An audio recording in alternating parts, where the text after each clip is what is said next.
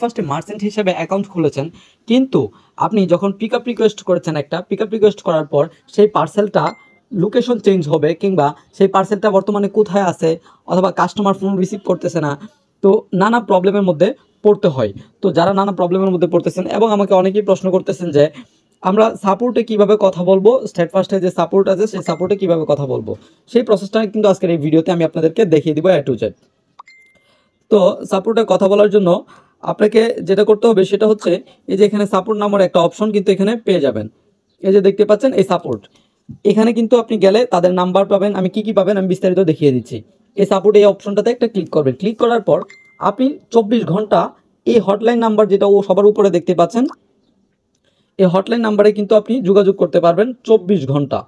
Phone দিবেন, phone দিয়ে 12 এটা ক্লিক করবেন।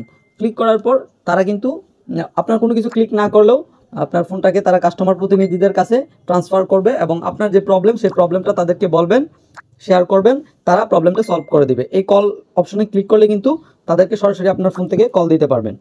তো তাদেরকে কল দেওয়ার জন্য আপনার ফোনে মিনিট অথবা টাকা দুইটার একটা থাকলেই হবে। এরপরে আসেন ফেসবুক পেজ। আপনি চাইলে এখানে ভিজিট ফেসবুক পেজ অপশন দেখতে পাচ্ছেন, আপনি চাইলে তাদের ফেসবুক পেজে গিয়ে আপনি তাদেরকে মেসেজ করে প্রবলেমটা জানাতে পারেন। মেসেজ করে প্রবলেমটা আপনি তাদের ফেসবুক পেজে ক্লিক করে জানাতে পারেন। তাহলে ভিজিট পেজ যদি আমরা যাই, সেক্ষেত্রে তাদের পেজে কিন্তু সরাসরি আমাদেরকে নিয়ে যাবে।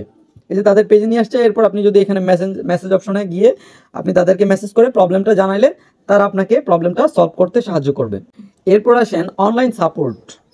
এখানে আরেকটা অপশন দেখতে পাচ্ছেন, অনলাইন সাপোর্ট নামের একটা অপশন। এই যে অনলাইন সাপোর্ট, এখানে এই অপশনটাতে যদি আপনি ক্লিক করেন, ওপেন এ সাপোর্ট টিকেট, ওপেন এ সাপোর্ট টিকেট এই অপশনটাতে যদি আপনি ক্লিক করেন, সেক্ষেত্রে আপনি এখানে যে অপশনটা পাবেন সেটা হচ্ছে, এখানে একটা ডেলিভারি অপশন পাবেন। এই ড্রপ ডাউন বাটনে ক্লিক করে আপনি এখান থেকে pick up, delivery, payment, billing charge, service others, আপনার যে প্রবলেমটা সেই প্রবলেমটা কিন্তু এখান থেকে সিলেক্ট করতে হবে।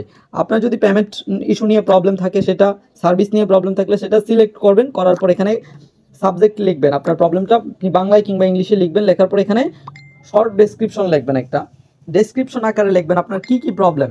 দেন আপনি এখানে আপডেট অপশন যে দেখতে পাচ্ছেন, এই আপডেট অপশনে যদি আপনি ক্লিক করেন, সেক্ষেত্রে কিন্তু আপনার প্রবলেমটা তারা খুবই অল্প সময়ের মধ্যে প্রবলেমটা সলভ করে দিবে আপডেট অপশনে ক্লিক করে জানালে। এরপর আসেন ভিউ ম্যাপ, অর্থাৎ আপনি এখান থেকে ভিউ ম্যাপ গিয়ে আপনি দেখতে পাবেন তাদের লোকেশনগুলো। ঠিক আছে, তাদের কর্পোরেট অফিসগুলো আপনি এখান থেকে দেখতে পাবেন, কোথায় কোথায় তাদের অফিসগুলো রয়েছে। তো আজকের ভিডিওটি এখানে শেষ করছি। আবার নতুন কোনো ভিডিও নিয়ে আপনাদের সামনে আবারও আমি নাহিদ চলে আসবো। এতক্ষণ ভালো থাকবেন, সুস্থ থাকবেন, এবং আমার চ্যানেল নতুন হয়ে থাকলে চ্যানেলটি সাবস্ক্রাইব করে আপনাদের গুরুত্বপূর্ণ মতামত কমেন্টে জানিয়ে দিতে ভুলবেন